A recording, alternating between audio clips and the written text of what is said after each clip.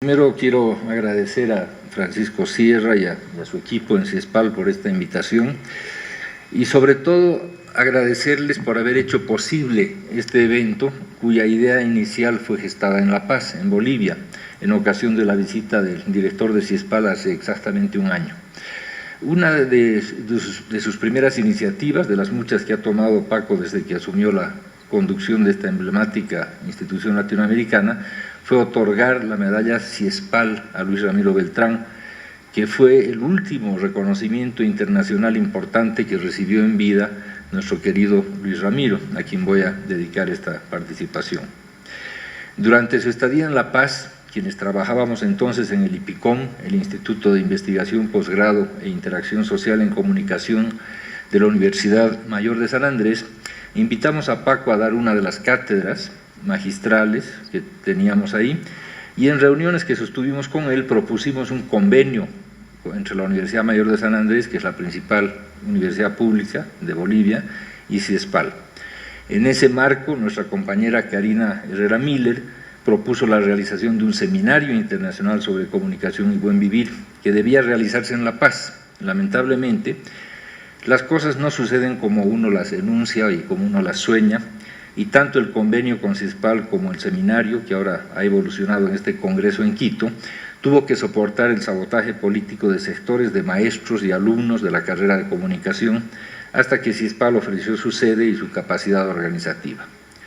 A pesar del cambio de sede y de entidad organizadora, éramos varios los que teníamos la intención de llegar aquí en representación de la UMSA, la Universidad Mayor de San Andrés, pero en semanas recientes, durante una reunión del Consejo de Carrera de esa universidad, se aprobó nada menos que el rechazo a este congreso y una prohibición tácita a representar a la universidad en este evento.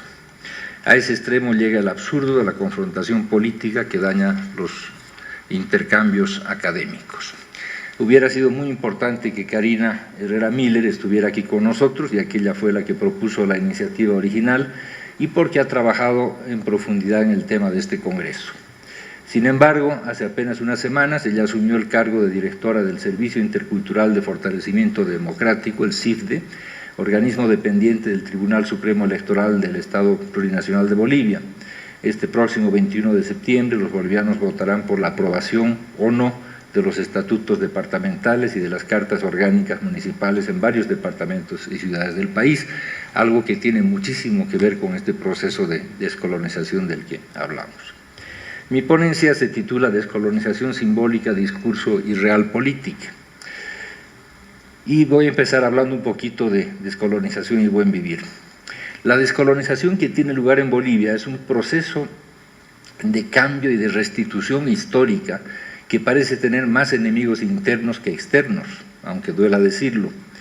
Los principios de la descolonización y del buen vivir no han enfrentado hasta ahora una resistencia, digamos, tajante por parte de los sectores conservadores y reaccionarios en Bolivia, quizás porque la propuesta no ha ido mucho más allá del discurso y de tomas de posesión simbólicas. Dice precisamente Karina Herrera Miller: descolonización, interculturalidad, despatriarcalización y plurinacionalidad son quizás las palabras más escuchadas, pero poco comprendidas en lo que va de la última década en Bolivia. Si bien sabemos que el proceso es lento, no se había tenido antes la oportunidad de contar con un gobierno en el poder durante una década, sin interrupción, con todas las condiciones económicas y de apoyo político para llevar adelante los cambios ofrecidos antes de la elección del año 2005. Karina Herrera sintetiza en el mismo documento los 10 ejes temáticos que guían la discusión sobre el proyecto de descolonización desde el Estado. 1. La participación indígena dentro del proceso de transformación y gestión estatal. 2. La descolonización y la colonialidad en los procesos de discusión y aprobación de leyes dentro de la Asamblea Legislativa Plurinacional.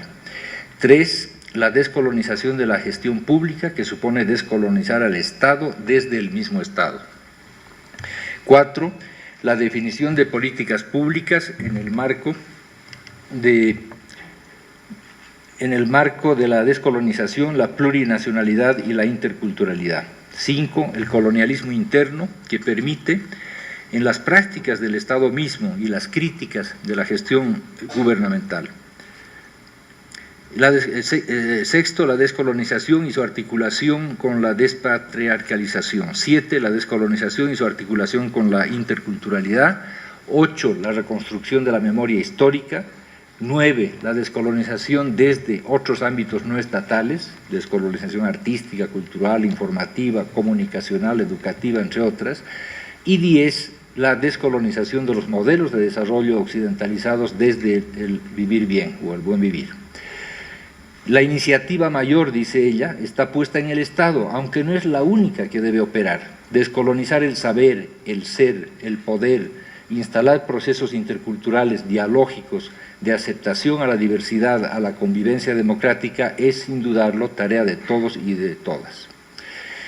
La dificultad, sin embargo, parece ser pasar del discurso sobre el buen vivir y la descolonización, lleno de buenas intenciones e incluso elaborado con una filigrana poética a veces, a hechos concretos, ¿verdad?, que deben comenzar por la descolonización del Estado, que en lo fundamental no ha cambiado. El discurso de la descolonización corre el riesgo de ideologizarse al extremo de dejar a un lado los principios y valores fundamentales que propone. Eduardo Gudinas, que ha caído en desgracia a los ojos del gobierno boliviano por sus críticas al extractivismo y al doble discurso sobre la madre tierra, se refiere al riesgo que significa monopolizar desde el Estado el discurso del buen vivir. Dice él: otro conjunto de problemas que está deteniendo esta temática gira alrededor de las interacciones entre grupos no gubernamentales y el Estado. Algunos actores de la sociedad civil enfrentados con un gobierno abandonan los espacios de debate sobre el buen vivir al entender que este tema ha sido acaparado y controlado por agencias estatales. Sus discrepancias se expresan en abandonar el debate. Como espejo de esta situación hay actores gubernamentales que parecería que ya todo lo saben y no toleran la crítica, y de ese modo cercenan el diálogo con la ciudadanía sin ofrecer oportunidades para avanzar colectivamente en la construcción del buen vivir. Aquí la suficiencia estatal es la que impide el debate. Cierro comillas. La descolonización y el buen vivir no constituyen un discurso nuevo, pero usan una terminología nueva que desde el punto de vista comunicacional representa mejor el proceso de cambio iniciado en Bolivia en el año 2005 y ratificado en la Constitución Política del Estado del año 2009. ¿Cuál sería entonces el papel del Estado? Dice Karina Herrera Miller: el Estado plurinacional no es una finalidad en sí misma, antes bien es un mecanismo para efectivizar los procesos de descolonización. A través del concepto de plurinacionalidad y de su despliegue práctico, se pretende ir revirtiendo los sistemas de subordinación de los pueblos y las culturas e instalando otros bajo el núcleo de igualdad. Cierro comillas. La descolonización como mandato constitucional y como política de Estado no toma en cuenta los procesos transformadores en el campo de la comunicación, los procesos participativos que permitirían a la población apropiarse del discurso y convertirlo en prácticas cotidianas. Por el contrario, lo que existe es una reiteración del discurso vertical que termina vaciando de su contenido la terminología del buen vivir. Como señala Tania Delgadillo Rivera en el libro Descolonización, Medios de Comunicación y Democracia Intercultural en Bolivia, un libro del 2013, publicado precisamente por el CIFDE, el organismo electoral, como resultado de una investigación, dice ella: el reto para el Estado plurinacional será hacer efectiva esta política, para lo cual deberá abandonar el mero ámbito discursivo y declarativo para adentrarse en una práctica descolonizadora concreta, lo que implica realizar una profunda mirada autocrítica y desde el Estado en su dimensión fáctica.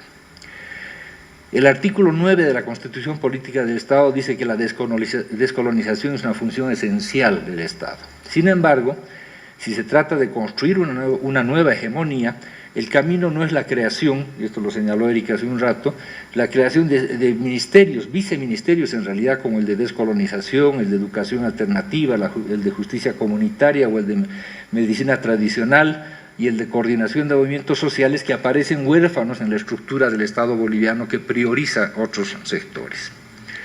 La búsqueda de la reconfiguración hegemónica desde el discurso entra en conflicto con las políticas económicas y sociales que no han significado un cambio de estructuras.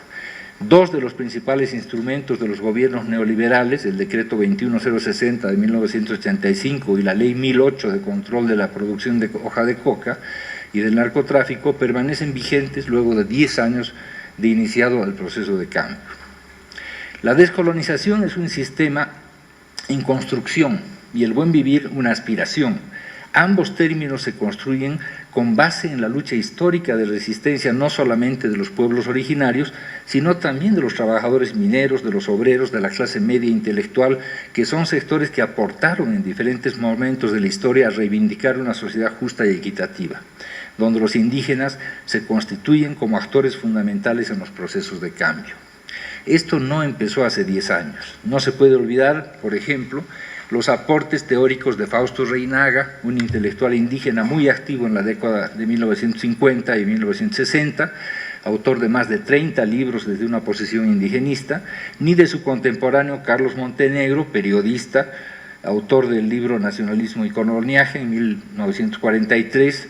Ambos contribuyeron a poner la discusión sobre el tapete político de hace ya 7 décadas, ¿no? En épocas además mucho menos proclives que las de ahora a considerar estos temas.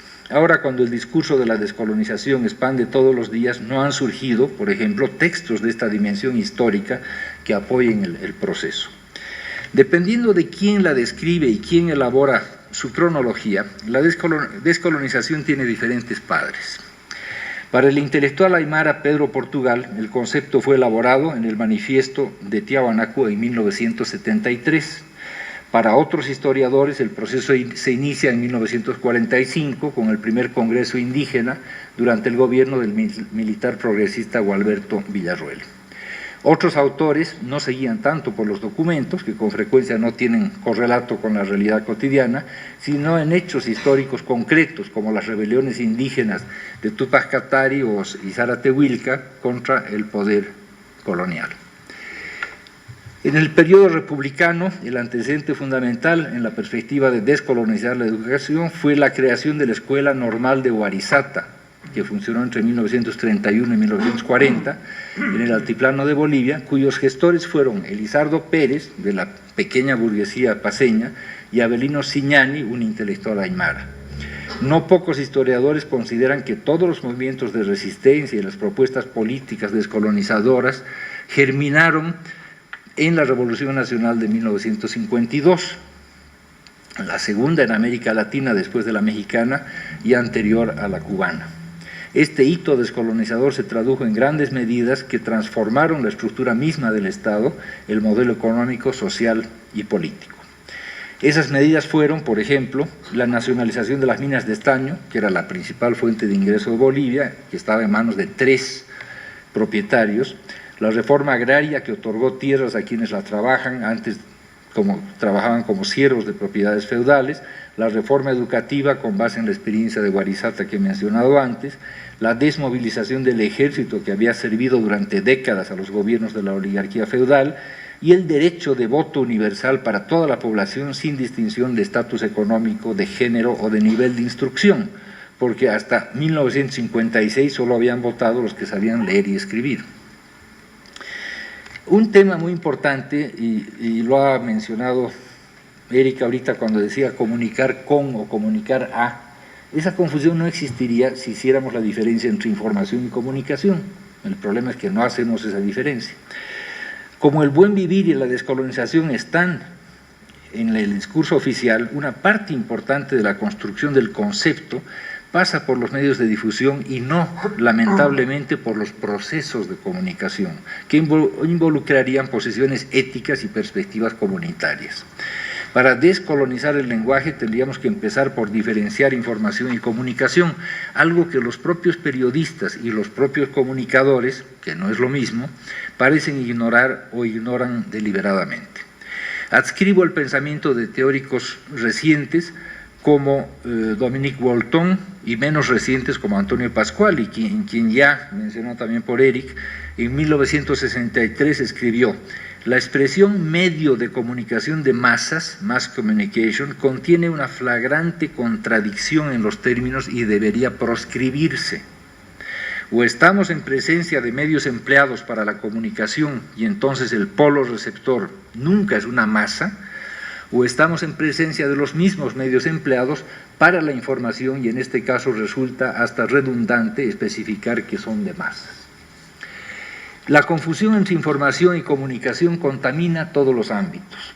Los periodistas pasaron de la noche a la mañana a llamarse comunicadores sociales, aunque los estudios de comunicación no han variado mucho desde hace 5 décadas. Los contenidos siguen siendo anclados en los medios masivos, ¿no? Prensa, radio, cine, televisión. Ese es el tipo de división clásica en todas las universidades. Ignorando lo más importante, los procesos de comunicación, la visión estratégica de las necesidades del desarrollo del cambio social y el carácter científico del objeto de estudio. En la medida en que no se establece claramente la distinción entre periodistas y comunicadores, tampoco se ve la diferencia entre mensajes, o sea, información, y procesos, o sea, comunicación. Esta confusión es en general no solamente entre los ciudadanos, sino también entre los especialistas de la comunicación, que olvidan el origen etimológico de la palabra comunicación asociada a compartir, poner en común, participar, que son realmente las raíces de ese término. Mientras el periodismo informa, es decir, dictamina y da forma, la comunicación genera sentidos múltiples y diversos. El periodista elabora mensajes para incidir en lo inmediato y está atado al engranaje de los medios masivos, mientras que el comunicador se involucra en procesos de largo plazo con una visión estratégica.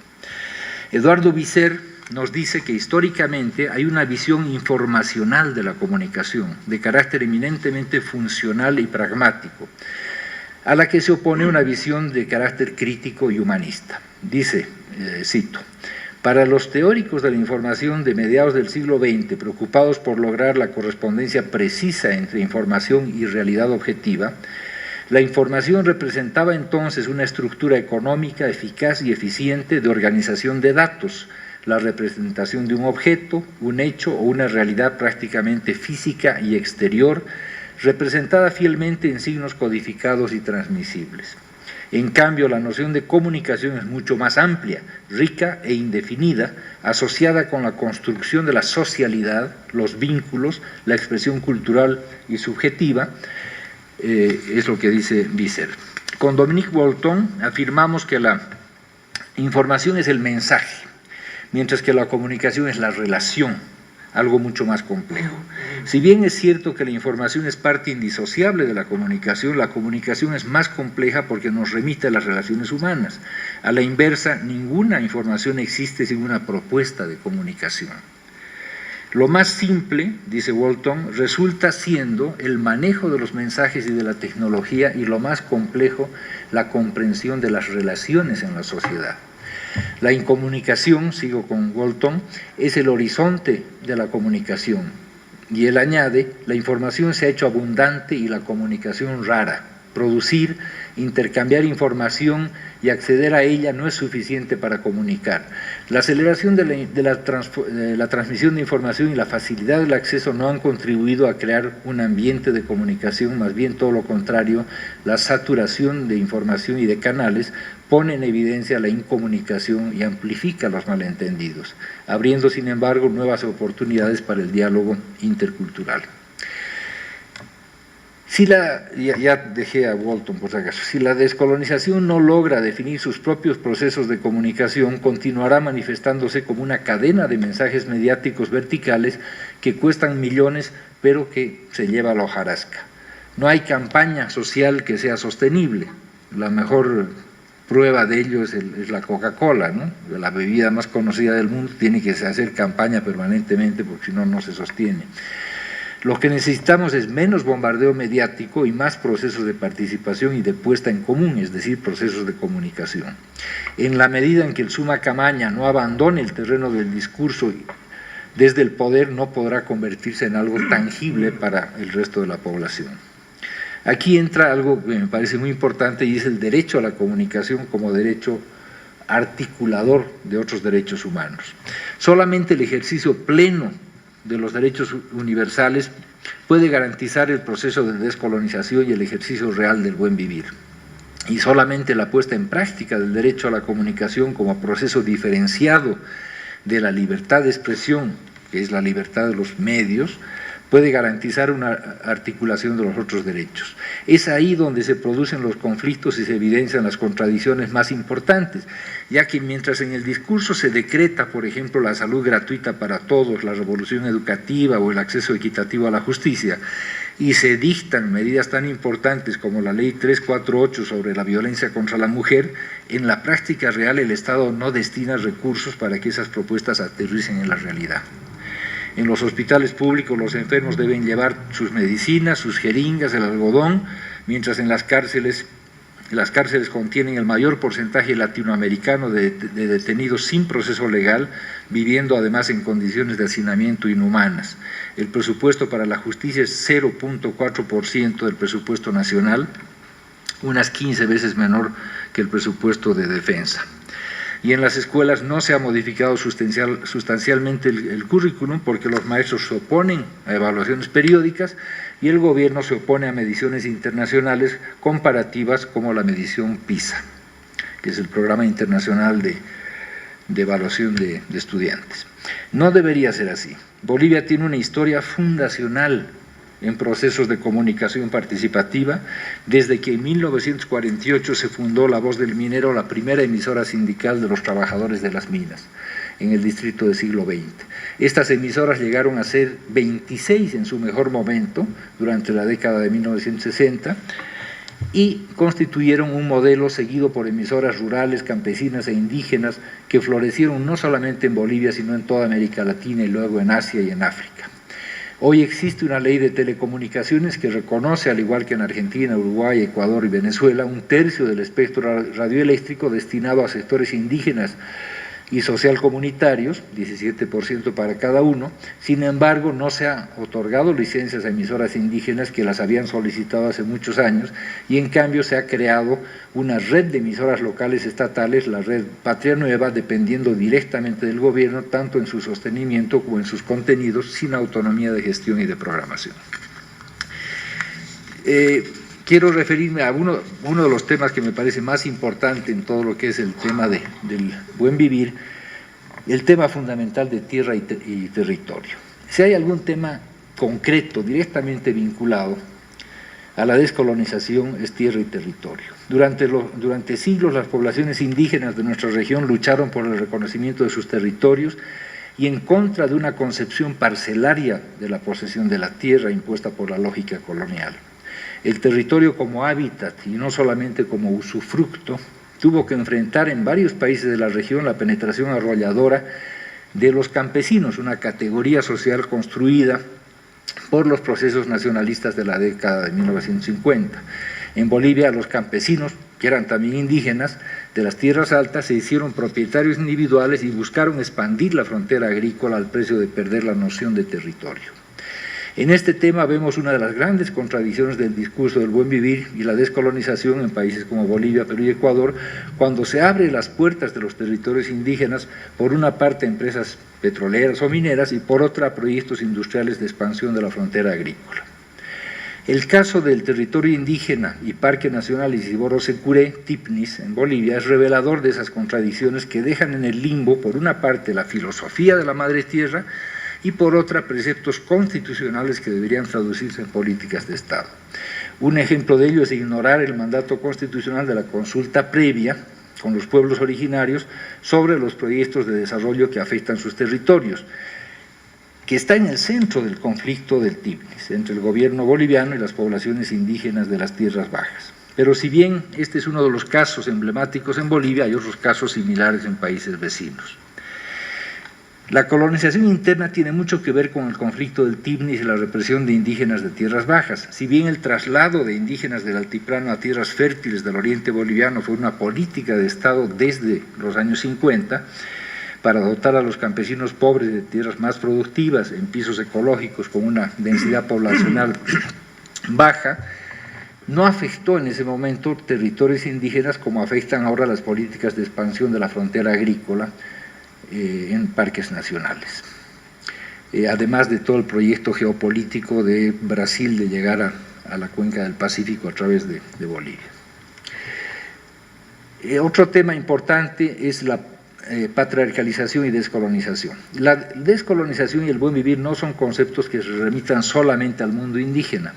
En Bolivia, como en otros países, la discriminación, uno de los ejes esenciales de la colonización cultural y política, no se limita al racismo, sino también abarca formas de discriminación económica, cultural, generacional y de género. El sistema patriarcal que precede al periodo colonial y neocolonial y que somete a las mujeres de todas las condiciones sociales y económicas y diferentes formas de violencia cotidiana, se mantiene intacto y no se alude explícitamente cuando se habla del buen vivir, porque ello significaría un cuestionamiento de las relaciones entre hombres y mujeres también en las comunidades originarias. Y alguien ha mencionado, creo, hoy o no sé dónde lo vi, que Bolivia tiene una de las tasas más altas de violencia contra la mujer. Ni siquiera en los procesos de comunicación comunitarios se ha logrado romper con los roles tradicionales hacia un sistema de relaciones más equitativo entre hombres y mujeres. Es parte de los muchos aspectos pendientes en la aplicación de la teoría y práctica del buen vivir y la descolonización. Como señala acertadamente Karina Herrera Miller, cito, aún más, también existe una jerarquización cultural y racismo entre los propios pueblos indígenas. Algunos de ellos, por ejemplo, los de las tierras altas, aymaras y quechuas, sienten cierta superioridad frente a los pueblos de las tierras bajas. Los 36 pueblos reconocidos en el país son disímiles y no constituyen ninguna homogeneidad. Se señala asimismo que también hay que reinventar el tema de la igualdad no solo entre indígenas y no indígenas, sino al interior de los propios pueblos reconocidos como indígenas originarios campesinos. Cierro comillas. Esta estructura abigarrada de Bolivia señala precisamente la presencia de formas superpuestas, diferentes y coexistentes que han sido encubiertas, pero no destruidas por el colonialismo ni por la construcción del Estado-Nación. El sentido de lo comunitario, que está directamente vinculado a los procesos de comunicación y que debería prevalecer en un Estado que dice representar a las naciones originarias, se desvanece cuando, en lugar de posicionar desde el Estado los valores representativos de la despatriarcalización, se invierten recursos públicos enormes en la difusión de la figura presidencial como líder supremo, intocable y ahora últimamente vitalicio. Cierro con una reflexión que es la construcción desde abajo, el horizonte desde abajo. ¿Dónde veo yo la comunicación y el conocimiento del buen vivir y de la descolonización? Los veo en las prácticas concretas y no en el discurso.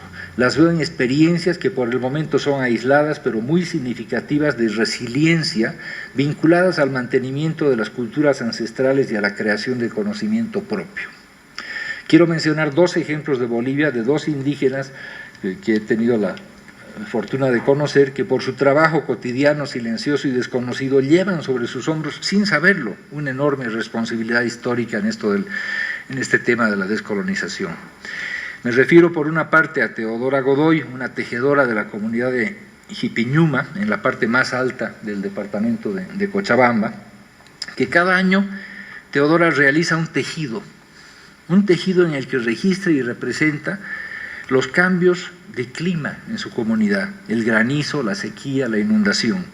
Cuando se examinan los tejidos de los últimos 10 años, de los 10 años anteriores, uno adquiere un conocimiento científico sobre el cambio climático.